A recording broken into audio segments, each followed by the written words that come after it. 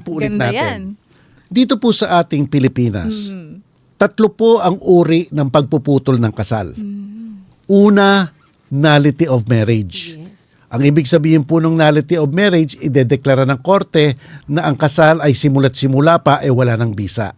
Ito po yung psychological incapacity, kinasal pala kayo ng hindi pare, hindi ministro, retired na judge.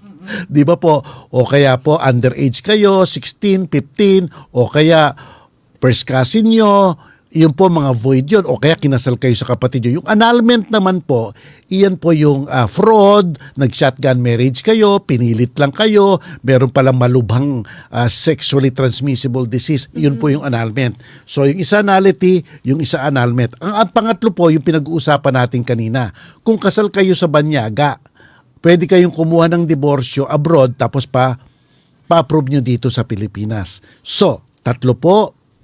Pero po doon sa dalawa, sa annulment at saka nullity, ang depekto po dapat ng kasal ay nahandoon na nung kinakasal pa lang po kayo. Ibig sabihin, yung depekto, habang nagme-marriage ceremony kayo, nahandoon na po ang depekto. Ang diborsyo po, pwedeng lumitaw lang ang depekto pagkatapos ng marriage ceremony. Yung para bang ganito, naging masyadong irresponsable siya. Naging utak mamamatay tao siya na tinangkapang asawa niyang patayin. Naging. Pero ang nullity and annulment, simula pa lang doon ng depekto. Diborsyo, lumitaw lang o pwedeng simula at pwede ring lumitaw afterwards. Ang legal separation naman, hindi po pinuputol ang kasal, pinaghihiwalay lamang. Yun po ang kaibahan niyan. At ang epekto po, kaibahan, iba rin. Sa legal separation din, maliban sa paghihiwalay ng dalawang mag-asawa, ano pa yung napuputol? Okay. Sa legal separation, hindi pinuputol ang kasal. Ang siyang, kasi sa legal separation, dapat merong may sala. Yun may injure at injuring party. Nambubugbog, ganun po.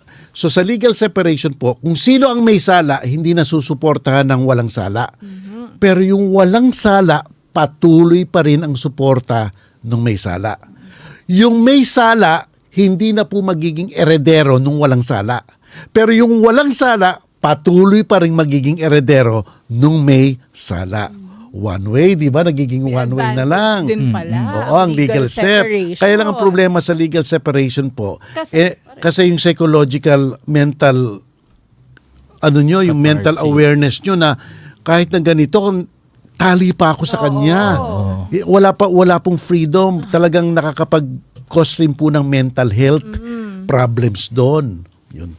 Yan. Thank you, Miss Sausa. Meron siyang question, bakit nga wala daw taning yung marriage contract? Wala. Gandang tanong. Yun nire-renew. Kasi po, alam niyo po, ako ang tagal ko na nag-practice ng family law. At ito po nakakasigurado naman ako, wala naman po nagpapakasal na iniisip ng puputulin ng kasal nila. Sila po yung nagpapakasal kasi nagmamahalan po sila at umaasa na magkakaroon sila ng magandang buhay. Hindi ka po nagpapakasal dahil with the view of terminating that marriage. Wala pong ganon. Kaya hindi nyo po binibigyan ng taning kasi po pinapalugo natin ang relationship ng babae at lalaki sa isang kasal, no? Sa isang kasal. Kasi po, bihira po talaga ang family law. Ang family law po natin, ito lang po ang batas na may emotional content. Yung iba pong batas na basahin yung batas, parang black and white lang yan. Black letter law lang po iyan.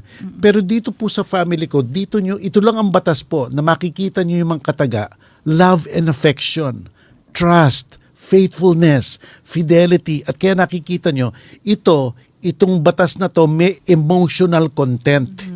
Kaya kung mawala po yung emotional content diyan sa relationship na yan, papel na lang po iyon. Nawala na ang emotional content, dapat na po talagang putulin yon. Hindi naman po putulin automatic. Hayaan muna pong bigyan ng pagkakataon mag-reconcile. Gawin po lahat ng pamamaraan para mag-reconcile sila. Pero kung wala na po talagang sukdulan na wala na talagang pag-asa, bakit pa natin pananatiliin? Di ba po? At Ayun. ang marriage kasi ay hindi siya ordinaryong kontrata. It is a special contract and a social institution.